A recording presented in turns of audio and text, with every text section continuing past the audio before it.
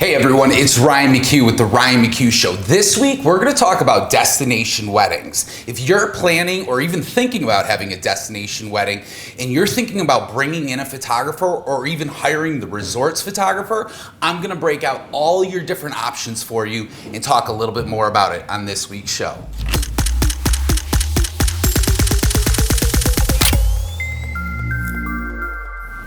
Getting right into it, my first tip is do not skimp on photography. And when I say skimp, I mean with your wallet and your time. For your time, you're gonna wanna do your research. Look at a plethora of photographers, but eventually boil it down to the best photographer for you, the one who is most versed and well-knowledged about the location that you're headed to. The other part is do not skimp with your wallet. Cutting back in another area may invest the money correctly into your photographer, in turn giving you photos that you're gonna look at from 30 years from now and you're gonna absolutely fall in love with.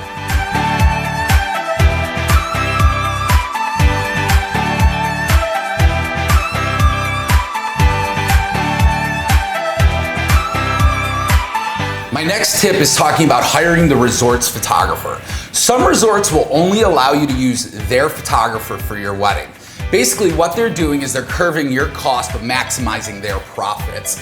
In turn, where you may see the fallout here is it could be a subpar photographer.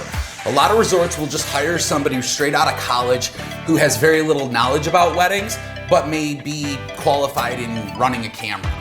And that's not what you're gonna look for your wedding day photos. You wanna hire a professional, someone who knows what they're doing and how to capture those special moments and what to look for.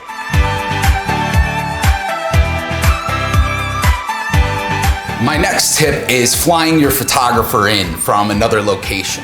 This may sound super complicated, but it's actually super easy. I've had clients in New York have their wedding in Mexico, and I flew in from Charleston, South Carolina. I know it sounds crazy, but it's not that bad. And if you hire a photographer who knows exactly what they're doing, knows how to travel, and travel with their equipment, you're gonna have no problem with this option.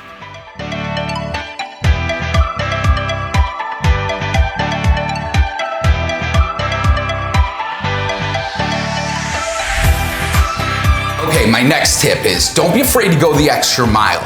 You've picked this amazing location and now you want some stunning wedding photos to match the location. Don't be afraid to go off the grid a little bit here. Don't be afraid to leave the resort. When we touch down in whatever location that we're photographing, we immediately have 3 locations picked out that are gonna create jaw-dropping epic photos.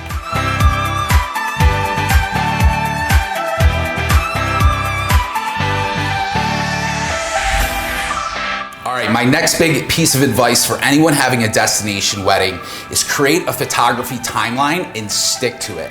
One thing you'll never get back on your wedding day is time. And this is where you're gonna wanna sit down with the photographer and create a timeline for your photos. Create a timeline for creatives, create a timeline for family photos, have different times set up, and you and your photographer work that out so that they can create these epic shots.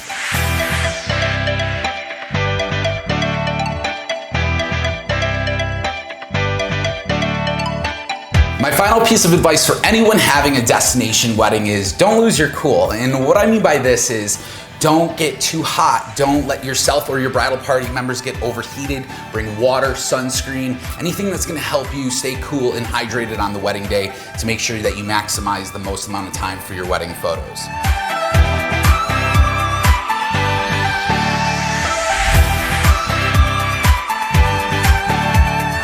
Once again, ladies and gentlemen, thank you very much for tuning in to the Ryan McHugh Show. I am Ryan McHugh from the Creative Wedding Agency and Ryan and Tasha Photography. I want to just thank everybody for joining in and following the show. Be sure to subscribe, follow us on social media, and don't forget to leave any questions or comments you may have about destination weddings, photography, in the comments below. I will be sure to answer back, and I look forward to doing more of these shows and for you to subscribe and watch.